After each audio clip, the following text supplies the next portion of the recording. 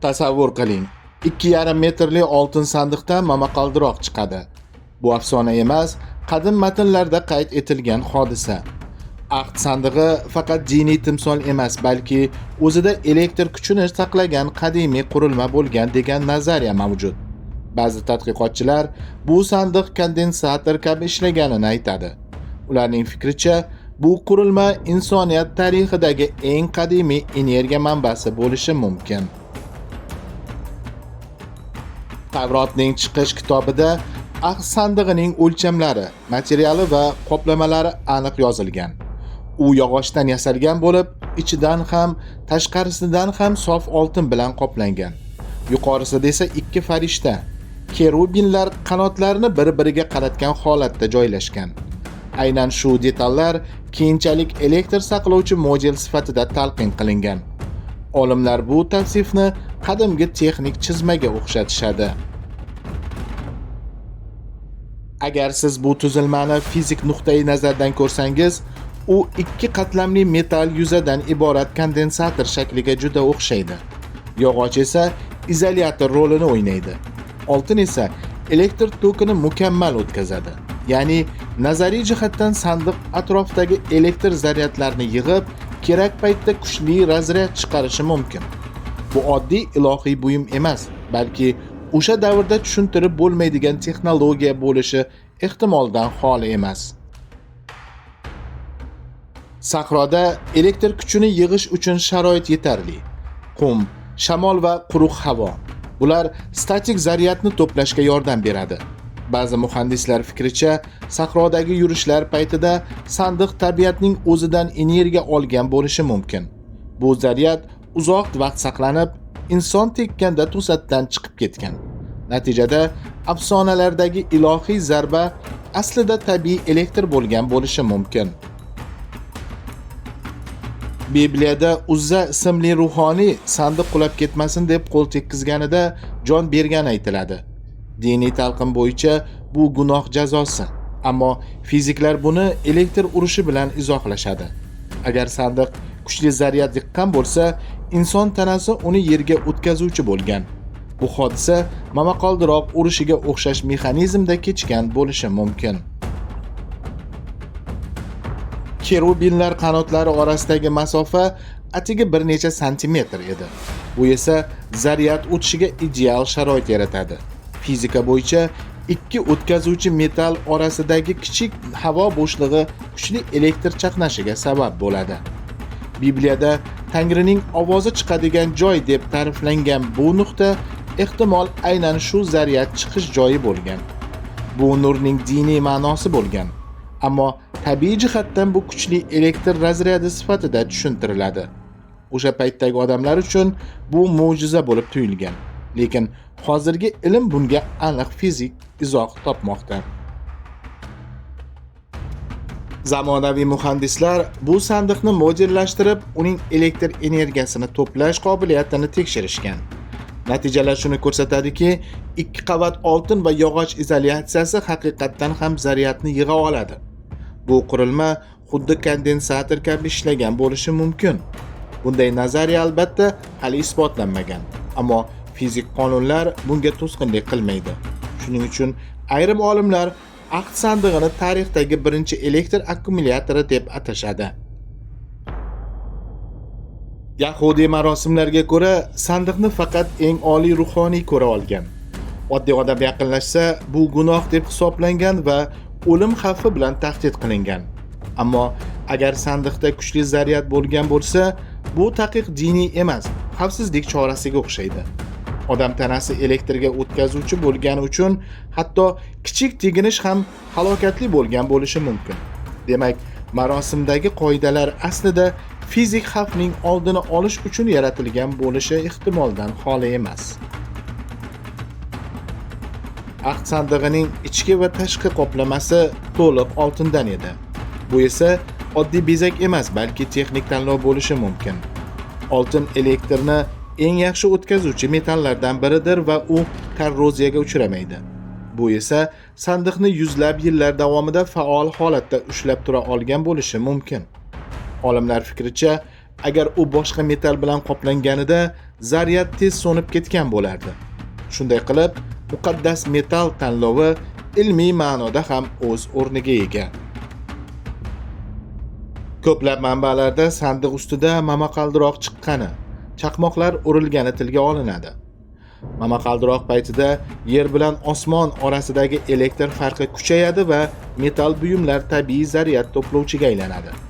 Agar sandiq shu paytda ochiq joyda turgan bo'lsa, u kuchli yashin tortgich rolini bajargan bo'ladi.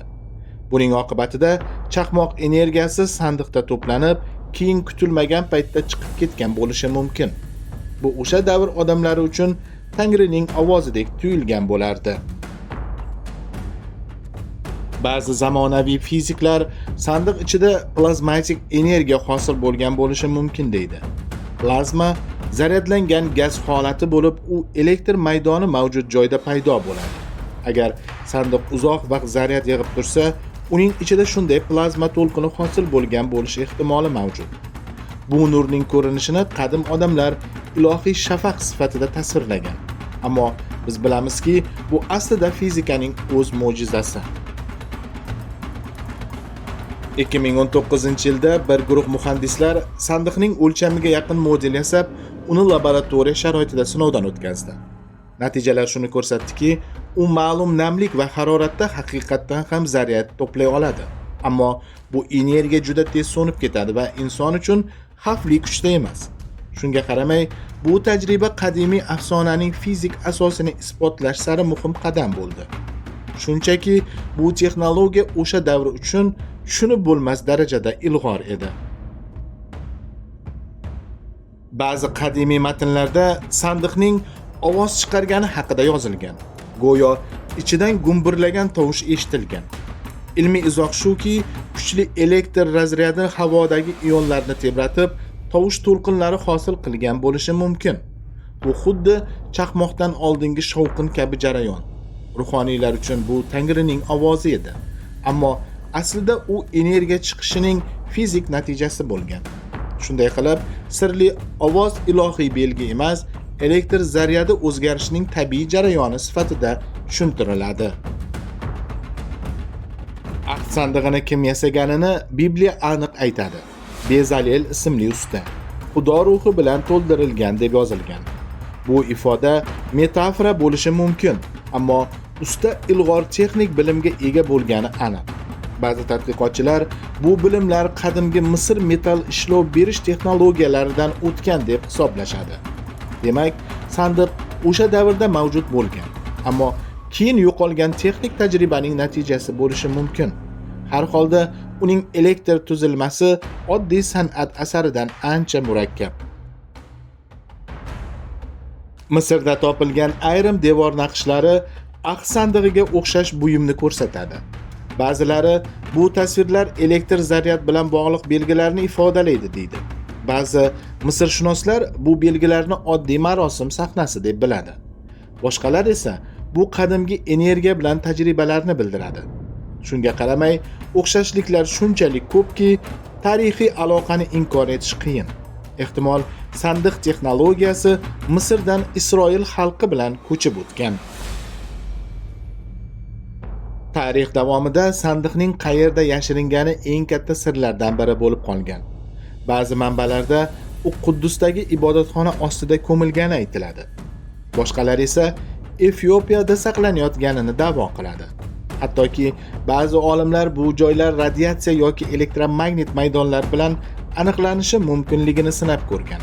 Ammo hozircha hech bir ilmiy ekspeditsiya aniq dalil topa olmadi. Bu sirni ochish ehtimoli hali ham tarixning eng qiziqarli jumboqlaridan biridir. Zamonaviy fizika fanida plazma atamasi bor. Bu zaryadlangan gaz holati. Ba'zi tadqiqotchilar sandiq ichida shunday plazmatik holat yuzaga kelganini faraz qilishadi. Agar u kuchli elektr maydoniga ega bo'lgan bo'lsa, havodagi ionlar harakatga kelib, ichkarida yorqin nurli tuman hosil qilgan. Qadimgi odamlar bu hodisani Tangrining huzuri deb tushunishgan. Ammo aslida bu ilmiy jihatdan tushuntiriladigan kuchli ionlash jarayoni edi. So'nggi yillarda ayrim muhandislik institutlarida sandiq modelining elektr sig'imini o'lchash tajribalari o'tkazilgan.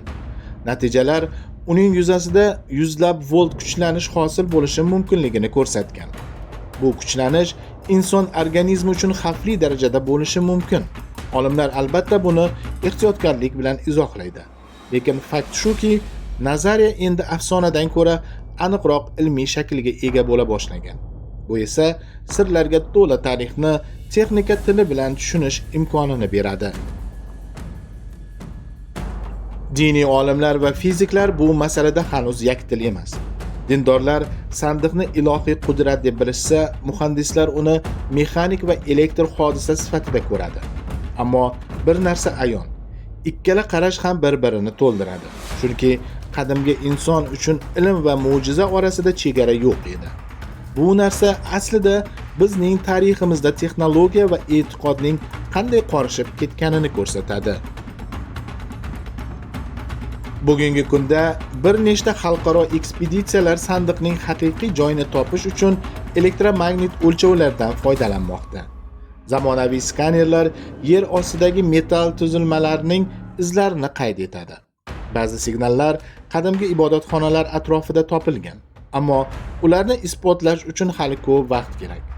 Texnologiya bizni afsonaga yaqinlashtiryapti, lekin bu yo'l ehtiyotkorlik bilan bosilmoqda. Sandiq sirini ochish faqat arxeologik emas, balki axloqiy masala hamdir. Aqd sandig'i haqiqatdan ham elektr generatori bo'lganmi yoki bu shunchaki o'tgan asrlarning tasavvuri? Bu savolga hali hech kim aniq javob topmagan. Ammo ilm bu afsonani rad etmayapti. U uni tushunishga urinmoqda. Har yangi tadqiqot, har yangi tajriba bizni haqiqatga yaqinlashtiradi. Qadimiy sirlar har doim yangi kashfiyotlarga yo'l ochadi. To'liq tahlillar va manbalar Telegram kanalimizda.